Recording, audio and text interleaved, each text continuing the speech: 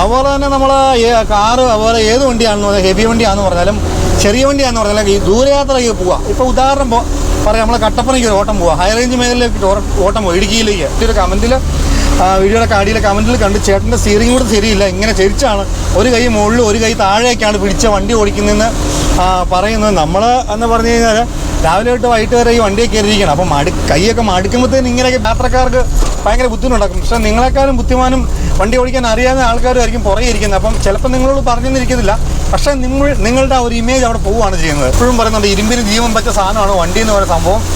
ടയറിൽ ഉരുണ്ട് പോകുന്ന സാധനമാണിത്. നമ്മുടെ ഒരു പ്രതീക്ഷകൾക്ക് അപ്പുറത്തുമായിരിക്കും. നിങ്ങൾക്ക് ചിലപ്പം ഒരുപാട് എക്സ്പീരിയൻസ് ഉള്ള ഒരു ഡ്രൈവർ ആയിരിക്കാം, എങ്കിൽ പോലും പണി കിട്ടാനുള്ള സാധ്യതകളുണ്ട്. ഒരുപാട് വർഷത്തെ എക്സ്പീരിയൻസ് നമ്മുടെ കൂട്ടുകാർക്കൊക്കെ ഒത്തിരി അബദ്ധങ്ങളൊക്കെ പറ്റിയിട്ടുണ്ട്.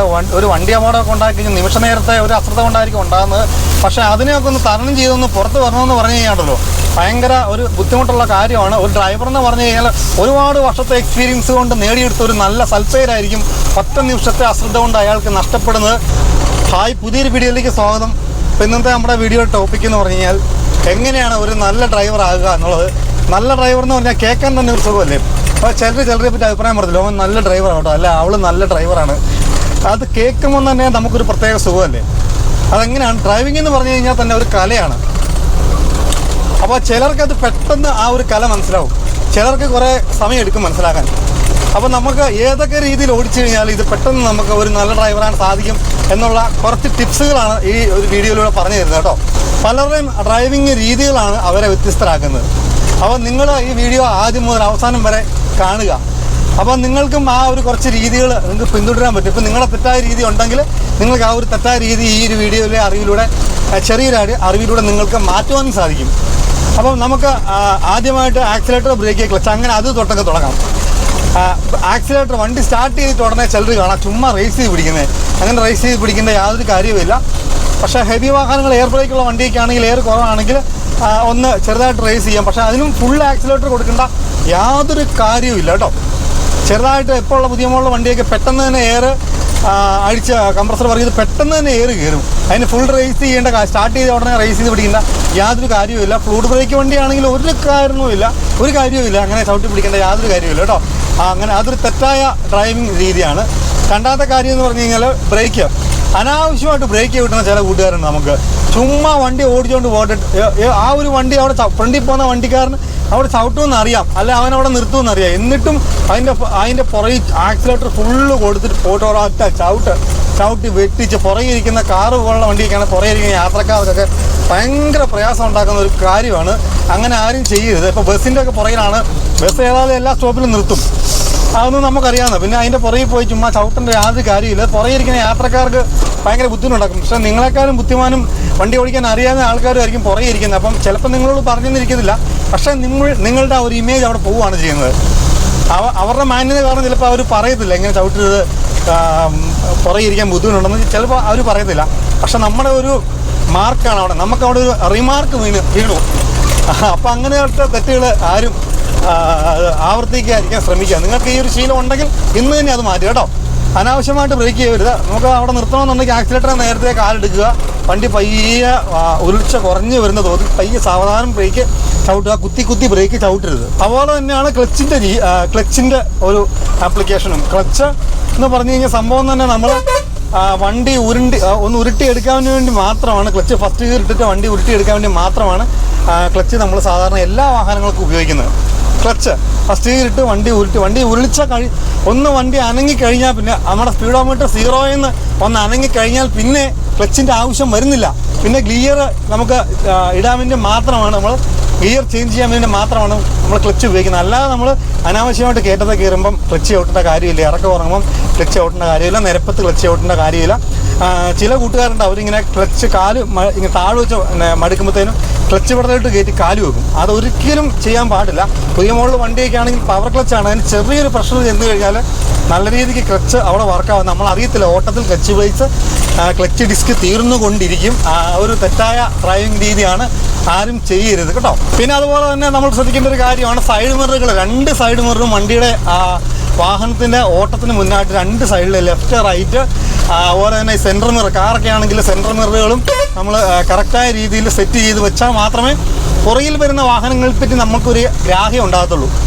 ഇല്ലെങ്കിൽ ചില അച്ചാന്മാരുണ്ട് ഈ സൈഡ് മിററിൻ്റെ ഉപയോഗം എന്താണെന്ന് പോലും അവർക്ക് അറിയത്തില്ല. അവർ രണ്ട് സൈഡിലത്തെ സൈഡ് മിറർ മടക്കി വെച്ചാണ് വണ്ടി ഓടിക്കുന്നത്. അപ്പോൾ അവർക്ക് പുറകെ വരുന്ന വണ്ടി പുറം ലോകമായിട്ട് യാതൊരു ബന്ധമില്ല. അവർക്ക് ഫ്രണ്ടിലോട്ട് മാത്രം നോക്കി ഓടിക്കുന്നു. സൈഡിൽ ആര് പോയാലും സൈഡിൽ ആര് നിന്നാലും ആര് ഓവർടേക്ക് ചെയ്ത് കയറി വന്നാലും ഒന്നും അവർക്ക് പ്രശ്നമില്ല. അങ്ങനെയുള്ള സുഹൃത്തുക്കളെ അറിയാമെങ്കിൽ ഒന്ന് കമൻറ്റ് ചെയ്തേക്കണം കേട്ടോ. അവരെയൊക്കെ ഓവർടേക്ക് ചെയ്യാൻ നമുക്ക് ഭയങ്കര പ്രയാസമാണ്. ഒരു സൈഡും തരത്തില്ല ആർക്കും. അതൊരു വൃത്തികെട്ട ഡ്രൈവിംഗ് എന്ന് തന്നെ പറയാം കേട്ടോ. മഴക്കാലമൊക്കെ ആണെങ്കിൽ ഭയങ്കര പ്രയാസമാണ് നമുക്ക് അങ്ങനെ അത്തരക്കാരെ കൊണ്ട്. പിന്നെ ആവശ്യമില്ലാതെ ചിലരുണ്ട്, ചില ചേട്ടന്മാർ ഇങ്ങനെ സ്റ്റൈലിന് വേണ്ടി ഇങ്ങനെ ഗിയർ ലെവറിൽ ഇങ്ങനെ കൈയൊക്കെ വെച്ച് ഇങ്ങനെ ഒരു കൈക്ക് സ്റ്റിയറിംഗ് ഒക്കെ പിടിച്ച് ഇങ്ങനെ ഓടിക്കുന്നത്. പക്ഷേ അത് അങ്ങനെ കുഴപ്പമുണ്ടെന്ന് വെച്ച് കഴിഞ്ഞാൽ ചിലപ്പോൾ നമ്മുടെ പ്രൊഫഷണൽ മെക്കാനിക്കുകളൊക്കെ ചോദിച്ചു കഴിഞ്ഞാൽ അവർ അങ്ങനെ കുഴപ്പമില്ലെന്നൊക്കെ പറയും. പക്ഷേ കാലക്രമേണ ഈ ക്ലച്ചിൻ്റെ ഗിയർ ലിവറിൻ്റെ ആ ജോയിൻറ്റുകൾ ഇതിനൊക്കെ തേയ്മാനം വരാൻ സാധ്യത ഉണ്ടെന്നാണ് വലിയ നമ്മുടെ ആശന്മാർ പറഞ്ഞു തന്നേക്കുന്നത്. അപ്പോൾ അങ്ങനെ മാത്രമല്ല, നമുക്കൊന്ന് പെട്ടെന്ന് വെട്ടിക്കേണ്ട ഒരു സിറ്റുവേഷനൊക്കെ വന്നു കഴിഞ്ഞാൽ തന്നെ നമുക്ക് ആ ഒരു ശീലം കൊള്ളത്തില്ല. പിന്നെ മോട്ടോർ വാഹന വകുപ്പിൽ ആ ഒരു നിയമത്തിൽ പറയുന്നത് തന്നെ 2 കൈ സ്റ്റിയറിങ്ങിൽ പിടിച്ച് ഈ ഒരു രീതിയിൽ 10-10 ആ ഒരു രീതിയിൽ സ്റ്റിയറിംഗ് പിടിച്ച് വാഹനം ഓടിക്കണമെന്നാണ് പറഞ്ഞിരിക്കുന്നത്. പിന്നെ കഴിഞ്ഞ ദിവസം എൻ്റെ ഒരു കമൻറ്റിൽ വീഡിയോയുടെ അടിയിലെ കമൻറ്റിൽ കണ്ട് ചേട്ടൻ്റെ സ്റ്റിയറിംഗ് കൂടെ ശരിയില്ല, ഇങ്ങനെ ചരിച്ചാണ് ഒരു കൈ മുകളിൽ ഒരു കൈ താഴേക്കാണ് പിടിച്ച വണ്ടി ഓടിക്കുന്നതെന്ന് പറയുന്നത്. നമ്മൾ എന്ന് പറഞ്ഞു കഴിഞ്ഞാൽ രാവിലെ തൊട്ട് വൈകിട്ട് വരെ ഈ വണ്ടിയെ കയറിയിരിക്കണം. അപ്പം കൈയൊക്കെ മടുക്കുമ്പോഴത്തേന് ഇങ്ങനെയൊക്കെ പിടിച്ചാൽ അതപ്പോൾ ആ ഒരു എന്തോ ഷോർട്സ് വീഡിയോയുടെ ഇടയിലാണ് കാണിച്ചത്. അപ്പം മടുക്കുമ്പോൾ ഇങ്ങനെയൊക്കെ പിടിക്കുന്ന കേട്ടോ. അല്ലാതെ നമ്മൾ രാവിലെ തൊട്ട് വൈകിട്ട് വരെ ഇങ്ങനെയൊക്കെ ഇരിക്കുന്നത് മടുത്തൊക്കെ പോകും. നമ്മൾ ഒരേ ഇരിപ്പല്ലേ, മടുത്ത കഴിയുമ്പോൾ ഇങ്ങനെയൊക്കെ ചിലപ്പം കൈ പിടിക്കും, ചിലപ്പോൾ ഇങ്ങനെ കയറി പിടിക്കും, ചിലപ്പോൾ ഇങ്ങനെ കൈ വെച്ച് ഓടിക്കും. അത് സ്റ്റൈലിന് വേണ്ടി ഒന്നും ചെയ്യുന്നതൊന്നുമല്ല. നമ്മൾ മടുത്തിട്ട് ക്ഷീണം കാരണമൊക്കെ ഇങ്ങനെ കൈയൊക്കെ കഴക്കും കുറേ കഴിയുമ്പോൾ. എന്നും ഇതല്ലേ പണി. അതുകൊണ്ട് നിങ്ങൾ അതൊന്നും ഒരു ഇതായിട്ട് നോക്കണം. നിങ്ങൾ ഓടിക്കുമ്പോൾ നല്ല രീതി കാറൊക്കെ ഓടിക്കുമ്പോൾ നല്ല സ്റ്റൈലായിട്ട് ഇങ്ങനെ പിടിച്ച് ഓടിച്ചോട്ടെ. പിന്നെ ഓടിക്കാൻ പഠിച്ച് നല്ല എക്സ്പേർട്ടുകളായി കഴിയുമ്പോഴത്തേനും ഇങ്ങനെയൊക്കെ കൈ വെക്കാം, അങ്ങനെ കൈ പിടിച്ച് നോക്കി ഓടിക്കാം. വലിയ ബസ്സൊക്കെ ഓടിക്കുന്നവരെ കാണത്തില്ല ഇങ്ങനെയൊക്കെ കൈ പിടിച്ചൊക്കെ ഓടിക്കുന്നത്. അപ്പോൾ അവർ സ്റ്റൈൽ കാണിക്കുന്നതൊന്നല്ല കേട്ടോ, മടുത്തിട്ടൊക്കെ കൈ ഒന്ന് നോക്കാൻ വേണ്ടിയൊക്കെ ചെയ്യുന്നതാണ്. അവരൊക്കെ ബസ് ഓടിക്കുന്നവരെ പോലെ വലിയ വണ്ടി ഓടിക്കുന്നവരൊക്കെ അവർ ജീവിക്കാൻ വേണ്ടി ഒരു നേരത്തെ അന്നത്തിന് വേണ്ടിയുള്ള പണിയാണത്. അവരുടെ ഒരു വർക്കാണ്, ഡ്യൂട്ടിയാണത്. അപ്പോൾ അത് ചെയ്യുന്നതിനിടയ്ക്കുള്ള വീഡിയോകളൊക്കെ ആയിരിക്കും നിങ്ങൾ കണ്ടിരിക്കുന്നത്. ചിലപ്പോൾ നിങ്ങളുടെ കാഴ്ചപ്പാട് അങ്ങനെ ആയിരിക്കാം. അപ്പോൾ അതിലൊന്നും ഒരു തെറ്റില്ല കേട്ടോ. അപ്പോൾ ഗിയർ ലിവർ കൈവച്ച് ശ്രമിക്കാതിരിക്കുന്നതാണ് നല്ലത്. അങ്ങനെ പഠിക്കരുത് കേട്ടോ. അതുപോലെ തന്നെ നമ്മൾ കാറ് അതുപോലെ ഏത് വണ്ടിയാണെന്ന് പറഞ്ഞാൽ ഹെവി വണ്ടിയാണെന്ന് പറഞ്ഞാലും ചെറിയ വണ്ടിയാണെന്ന് പറഞ്ഞാൽ ഈ ദൂരയാത്രയ്ക്ക് പോവുക. ഇപ്പോൾ ഉദാഹരണം പറയാം, നമ്മൾ കട്ടപ്പനയ്ക്ക് ഒരു ഓട്ടം പോവുക, ഹൈ റേഞ്ച് മേഖലയിലേക്ക് ഓട്ടം പോവുക, ഇടുക്കിയിലേക്ക്. അപ്പോൾ തീർച്ചയായിട്ടും കാറാണെങ്കിലും എന്ത് വണ്ടിയാണെങ്കിലും രാവിലെ സ്റ്റാർട്ട് ചെയ്യുന്നതിന് മുന്നായിട്ട് എഞ്ചിൻ ഓയിൽ നോക്കണം, റേഡിയേറ്ററിലെ വെള്ളം നോക്കണം, ബാക്കി കാര്യങ്ങളെല്ലാം നോക്കണം. കറക്റ്റായിട്ട് നോക്കിയിരിക്കണം. ഇല്ല റേഡിയേറ്ററിൻ്റെ വെള്ളമില്ലാതെ ഹൈ റേഞ്ച് മേഖലയിലേക്കൊക്കെ വണ്ടിയായിട്ട് പോയി കഴിഞ്ഞാലോ ഓവർ ഹീറ്റാവും. ആ കുട്ടിക്കാരൻ കയറ്റമൊക്കെ വരുമ്പോഴത്തേനും വണ്ടി ഓവർ ഹീറ്റാവും. അങ്ങനെയുള്ള പ്രശ്നങ്ങളൊക്കെ ഉണ്ടാവും. വണ്ടിക്ക് കംപ്ലൈൻ്റ് ആവും, വഴി കിടക്കും, നിങ്ങൾക്ക് ബുദ്ധിമുട്ടാവും, നിങ്ങൾക്ക് കൂടുതൽ വന്ന യാത്രക്കാർക്ക് ബുദ്ധിമുട്ടാവും, മൊത്തത്തിൽ പ്രശ്നങ്ങളാവും. Engine oil നോക്കിയിരിക്കണം. പുതിയ വണ്ടിയാണെന്ന് പറഞ്ഞാൽ പോലും നിങ്ങൾക്ക് ചെറുതായിട്ടൊരു ചെക്കപ്പ് നടത്താം. പുത്തൻ വണ്ടി എൻ്റെ ഇരിക്കുന്നത് 4 രജിസ്റ്റർ വണ്ടിയാണ്, 10,000 കിലോമീറ്റർ സർവീസ് പോലും ആയില്ല എന്ന് പറഞ്ഞിട്ട് കാര്യമൊന്നുമില്ല. ഈ വണ്ടി എന്ന് പറഞ്ഞു കഴിഞ്ഞാൽ ഇരുമ്പിന് ജീവൻ കൊടുത്തേക്കുന്ന സാധനമാണ്. അതൊക്കെ എപ്പോഴാണ് എന്താ അതിനൊക്കെ പണി വരുന്നത് പറയാൻ പറ്റത്തില്ല. ചക്രങ്ങൾ ഓടുന്ന സാധനങ്ങളല്ലേ ഇതൊക്കെ. ഇതൊന്നും നമ്മുടെ ഇരിക്കുന്ന കാര്യങ്ങളൊന്നുമല്ല. അപ്പോൾ ദൂരയാത്രയൊക്കെ പോകുന്നവരൊക്കെ രാവിലെ തന്നെ വണ്ടിയുടെ എഞ്ചിൻ ഓയിൽ, വെള്ളം, എഞ്ചിൻ ഓയിൽ, പിന്നെന്താ പവർ സ്റ്റിയറിങ്ങിൻ്റെ ഫ്ലൂയിഡ് ഉണ്ടോ എന്നുള്ളതൊക്കെ, ബ്രേക്കിൻ്റെ ഫ്ലൂയിഡ്, അതുപോലെ തന്നെ ക്ലച്ചിൻ്റെ ഫ്ലൂയിഡ്, ഇതെല്ലാം ചെക്ക് ചെയ്യണം കേട്ടോ. വഴി കിടക്കുക എന്ന് പറഞ്ഞു കഴിഞ്ഞാൽ ഭയങ്കര ബുദ്ധിമുട്ടുള്ള കാര്യമാണ്. ഒരു ദിവസം പോയി കിട്ടുകയും ചെയ്യും. മാത്രമല്ല ഓട്ടോ ഒക്കെ പോകണ ഓട്ടത്തിൻ്റെ പൈസ പോലും കിട്ടത്തില്ല നമുക്ക്. പകുതി വഴി കൊണ്ടുവിട്ട് കഴിഞ്ഞാൽ ആരും ഒരു വണ്ടി വാടക പോലും തരത്തില്ല. അങ്ങനത്തെ അനുഭവങ്ങളൊക്കെ നമ്മുടെ ജീവിതത്തിൽ ഒരുപാട് വന്നിട്ടുണ്ട് കേട്ടോ. അപ്പോൾ നമുക്കുണ്ടാകുന്ന ഈ 10-23 വർഷം കഴിഞ്ഞ് ലൈസൻസ് കിട്ടിയിട്ട് 23 വർഷത്തിന് മുന്നേ ലൈസൻസ് ഇല്ലാത്ത കാലം മുതൽ ആരും പറയണ്ട കേട്ടോ. ലൈസൻസ് ഇല്ലാത്ത കാലം മുതൽ വണ്ടി ഓടിക്കുന്നതാണ് പമ്മിയാക്കിയിരുന്നത്. അപ്പോൾ അങ്ങനെയുള്ള കുറച്ച് അനുഭവത്തിൻ്റെ വെളിച്ചത്തിലാണ് ഈ പറയുന്നത്. അപ്പോൾ എല്ലാവരും ഒന്ന് കേട്ടോ. ഓക്കെ. പിന്നെ ശ്രദ്ധിക്കേണ്ട ഒരു കാര്യം എന്ന് പറഞ്ഞു കഴിഞ്ഞാൽ ചില ചേട്ടന്മാർ കാണിക്കുന്ന നടുക്കൂടെ മാത്രമേ അവർ കയറി വണ്ടി ഓടിക്കത്തുള്ളൂ. നടുക്ക് വെച്ചാൽ ആ വരയില്ലേ, സെൻട്രൽ ലൈനിൽ കൂടെ തന്നെ വണ്ടി ഓടിക്കത്തില്ല. അതൊരു ഭയങ്കര മോശം ഇടപാടാണ്. നമ്മൾ ഇടതുവശം ചേർന്ന് ഇങ്ങനെ ഇടതുവശം ചേർന്നേ നമ്മൾ വണ്ടി ഓടിക്കാവുള്ളൂ. ഇപ്പോൾ ഞാൻ പറഞ്ഞെന്ന് പറഞ്ഞാൽ നിങ്ങൾ ഇടതുവശം തന്നെ ചേർന്നിട്ട് ഇടതുവശത്ത് ഒരു ഇച്ചാൻ ആ റോഡ് സൈഡിൽ നിൽക്കുകയാണെങ്കിൽ ആ പുള്ളീനെ ഇടിച്ചിട്ട് പോയേക്കരുത്. അതാണ് ഡ്രൈവർ എന്ന് പറയുന്നത്. നമ്മൾ എതിരെ വരുന്ന ഒരു തടസ്സങ്ങളെ നമ്മൾ തരണം ചെയ്ത് ഓടിക്കാൻ ശ്രമിക്കണം. ഇപ്പോൾ എതിരെ വരുന്ന ഒരു വണ്ടിക്കാരൻ വെളിവില്ല വരുന്നെങ്കിൽ നമ്മൾ സൈഡ് മാറ്റി ഓടിച്ചുകൊണ്ട് പോകണം.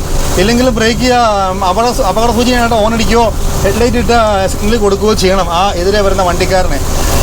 അപ്പോൾ നമ്മൾ പരമാവധി നമ്മുടെ സൈഡ് നോക്കി ഇടതുവശം കീപ്പ് ചെയ്ത് ഓടിക്കണം. എന്തെങ്കിലും ഒരു അപകടം ഉണ്ടായാൽ പോലും നമുക്ക് നമ്മുടെ ഭാഗത്ത് തെറ്റില്ല എന്നുള്ള രീതിക്ക് നമുക്ക് വരും. ഇപ്പം തന്നെ കാണത്തില്ല പല അപകടങ്ങളിലെ CC ക്യാമറ ദൃശ്യങ്ങളൊക്കെ നമ്മൾ കാണുന്നതല്ലേ. എവിടെയൊക്കെ CC ക്യാമറ ഉണ്ടെന്ന് നമുക്ക് ഒരേ തമ്പുരാന് പോലും അറിയത്തില്ലാത്ത ഒരു കാലഘട്ടമാണ് ഇപ്പം. അപ്പോൾ വളവിനൊക്കെ ആണെങ്കിൽ ഒരിക്കലും ഓവർടേക്ക് ചെയ്ത് കയറിയേക്കില്ല. ഡിവൈഡറൊക്കെ ഉണ്ടെങ്കിൽ ഡിവൈഡർ ലൈനൊക്കെ ഇട്ട് വെച്ചിരിക്കുക. ആ സിംഗിൾ ലൈനൊക്കെ ആണെങ്കിൽ വളവിൽ ഗ്യാപ്പ് ഉണ്ടെന്ന് പറഞ്ഞുകൊണ്ട് ചാടി കയറി ഓവർടേക്ക് ചെയ്ത് കയറി പോയേക്കില്ല. എന്തെങ്കിലും പെട്ടൊരു അപകടം വന്നു കഴിഞ്ഞാണല്ലോ തലയിലിരിക്കും മൊത്തം, ഓടിക്കുന്നതിൻ്റെ കുറ്റമായിരിക്കും മൊത്തം. അവനിനി മോശമായിട്ട് വന്നെന്ന് പറഞ്ഞാലും നമ്മുടെ ഈ സെൻട്രൽ ലൈനും കട്ട് ചെയ്തെന്നൊക്കെ ആ ഒരു CC ക്യാമറ ദൃശ്യങ്ങളിൽ കാണത്തുള്ളൂ. അപ്പോൾ അതൊക്കെ എട്ടിൻ്റെ പണി കിട്ടാനുള്ള സാധ്യതയാണ്. ആർക്കും അങ്ങനെയുള്ള സംഭവങ്ങളൊന്നും വരരുത്. നമ്മുടെ കൂട്ടുകാർക്കൊക്കെ ഒത്തിരി അബദ്ധങ്ങളൊക്കെ പറ്റിയിട്ടുണ്ട്. ഒരു വണ്ടി അപകടമൊക്കെ ഉണ്ടാക്കി കഴിഞ്ഞാൽ നിമിഷ നേരത്തെ ഒരു അശ്രദ്ധ കൊണ്ടായിരിക്കും ഉണ്ടാകുന്നത്. പക്ഷേ അതിനെയൊക്കെ ഒന്ന് തരണം ചെയ്തൊന്ന് പുറത്ത് വരണമെന്ന് പറഞ്ഞു കഴിഞ്ഞാണല്ലോ ഭയങ്കര ഒരു ബുദ്ധിമുട്ടുള്ള കാര്യമാണ്. ഒരു ഡ്രൈവർ എന്ന് പറഞ്ഞു കഴിഞ്ഞാൽ ഒരുപാട് വർഷത്തെ എക്സ്പീരിയൻസ് കൊണ്ട് നേടിയെടുത്ത ഒരു നല്ല സൽപ്പേരായിരിക്കും 10 നിമിഷത്തെ അശ്രദ്ധ കൊണ്ട് അയാൾക്ക് നഷ്ടപ്പെടുന്നത്. അത് പ്രത്യേകം ശ്രദ്ധിക്കണം. ഇപ്പം ഞാൻ ഇത്ര 23 വർഷത്തെ എക്സ്പീരിയൻസ് ഒക്കെ ഞാൻ പറയുന്നത്, ഞാൻ വലിയ പുള്ളിയാന്ന് ഞാൻ ഒരിക്കലും പറയുന്നില്ല കേട്ടോ. ഞാൻ ഓരോന്ന് പഠിച്ചുകൊണ്ടിരിക്കുകയാണ്. ഓരോ ദിവസങ്ങളും ഓരോരോ സംഭവങ്ങൾ ഞാൻ പഠിച്ചുകൊണ്ടിരിക്കുകയാണ്. നിങ്ങളിൽ കൂടെയും നിങ്ങളുടെ കമൻറ്റുകളിൽ കൂടെയും മറ്റുള്ള ആൾക്കാർ പറഞ്ഞിരുന്നതിൽ കൂടെയൊക്കെ ഞാൻ ഓരോന്ന് പഠിച്ചുകൊണ്ടിരിക്കുകയാണ്. ഓരോ ദിവസവും പുതിയ ഓരോരോ അനുഭവങ്ങളാണ്. ഈ ഡ്രൈവിംഗ് പണി മാത്രം നമുക്ക് ഒരിക്കലും പൂർണ്ണമായിട്ട് തീരുന്നില്ല. ഡ്രൈവിംഗ് ഈ വണ്ടി ഓടിക്കുന്ന പണി എന്ന് പറഞ്ഞാൽ ഓരോ ദിവസം ഓരോന്ന് പഠിക്കുകയാണ്. ഒരു അധ്യാപകൻ്റെ പണി, അല്ല ഒരു പുരോഹിതൻ്റെ പണി, ഒരു പോലീസ് ഉദ്യോഗസ്ഥൻ്റെ പണി ഒക്കെ എന്ന് പറഞ്ഞു കഴിഞ്ഞാൽ അതിനൊരു പൂർണ്ണതയുണ്ട്. നമ്മുടെ പണി എന്ന് പറഞ്ഞാൽ വണ്ടിപ്പണിക്ക് ഒരു പൂർണ്ണതയില്ല. ഓരോ ദിവസങ്ങൾ എതിരെ വരുന്നതിൻ്റെ സ്വഭാവം നമുക്ക് ഗണിക്കാൻ പറ്റത്തില്ല. അപ്പോൾ ഓരോ ദിവസവും നമ്മൾ ഓരോരോ കാര്യങ്ങൾ പഠിച്ചുകൊണ്ടിരിക്കുകയാണ്. അപ്പം അതൊക്കെ വളരെയധികം ശ്രദ്ധിക്കണം കേട്ടോ. എന്ന് പറഞ്ഞാൽ സ്പീഡ് ഒരു വാഹനത്തെ സംബന്ധിച്ച് സ്പീഡ് ഒരു പ്രധാന ഘടകമാണ്. അപ്പം നമ്മുടെ വാഹനത്തിൽ ഇരിക്കുന്ന യാത്രക്കാരുടെ എണ്ണം, അതുപോലെ റോഡിൻ്റെ ഘടന അതനുസരിച്ച് വേണം നമുക്ക് വണ്ടിക്ക് സ്പീഡ് കൂട്ടാൻ. ഹൈവേയിൽ ഓടിച്ചുകൊണ്ട് പോകും. ഹൈവേയിൽ ഇപ്പോൾ ട്രാവലർ ഓടിക്കുക, അല്ലെങ്കിൽ ഒരു കാർ 6-7 പേര് കയറുന്ന ഒരു കാർ ഓടിക്കുകയാണ്. നമുക്ക് നിരപ്പ് വഴിക്ക് ഓടിച്ചുകൊണ്ട് പോകുന്ന പോലെ നമുക്ക് ഇറക്കമുള്ള വഴിക്ക് നമുക്ക് ഒരിക്കലും ആ വാഹനം ഓടിക്കാൻ പറ്റത്തില്ല. നിരപ്പ് വഴിക്ക് ഓടിച്ചുകൊണ്ട് പോകുന്ന പോലെ ഒരു കാരണവശാലും നമുക്ക് ആ വണ്ടി നമുക്ക് നിരപ്പ് വഴിക്ക് ഓടിക്കത്തില്ല. നമുക്ക് നിരപ്പ് വഴിക്ക് ഓടിച്ചുകൊണ്ട് പോകുന്ന പോലെ ഒരു കാരണവശാലും ആ വണ്ടി നമുക്ക് കയറ്റവും ഇറക്കമുള്ളപ്പോൾ ഓടിക്കത്തില്ല. ഹൈവേയിൽ ഓടിക്കുന്ന ഒരു കാരണവശാലും നമുക്ക് ഹൈ റേഞ്ച് മേഖലകളിൽ ഓടിക്കത്തില്ല. അപ്പം നമ്മുടെ വണ്ടിയിൽ യാത്രക്കാർ കുറവാണ് എന്നുണ്ടെങ്കിൽ നമുക്ക് കുറച്ച് സ്പീഡിൽ പോകാം. പക്ഷേ യാത്രക്കാർ കൂടുതലുണ്ട്, വണ്ടിക്ക് ലോഡുണ്ടെങ്കിൽ നമ്മൾ ഒരു കാരണവശാലും ഇറക്കത്തിലൊന്നും ഗിയർ ഡൗൺ ചെയ്യാതെ പോകരുത്. എട്ടിൻ്റെ പണി കിട്ടും. ചിലപ്പോൾ ചവിട്ടിയാൽ നിൽക്കത്തില്ല. നിങ്ങൾ ഉദ്ദേശിക്കുന്നതൊന്നുമല്ല. ഞാൻ എപ്പോഴും പറയുന്നുണ്ട്, ഇരുമ്പിന് ജീവൻ വെച്ച സാധനമാണ് വണ്ടി എന്ന് പറയുന്ന സംഭവം. ടയറിൽ ഉരുണ്ട് പോകുന്ന സാധനമാണിത്. നമ്മുടെ ഒരു പ്രതീക്ഷകൾക്ക് അപ്പുറത്തുമായിരിക്കും. നിങ്ങൾക്ക് ചിലപ്പം ഒരുപാട് എക്സ്പീരിയൻസ് ഉള്ള ഒരു ഡ്രൈവർ ആയിരിക്കാം, എങ്കിൽ പോലും പണി കിട്ടാനുള്ള സാധ്യതകളുണ്ട്. ഒരുപാട് വർഷത്തെ എക്സ്പീരിയൻസ്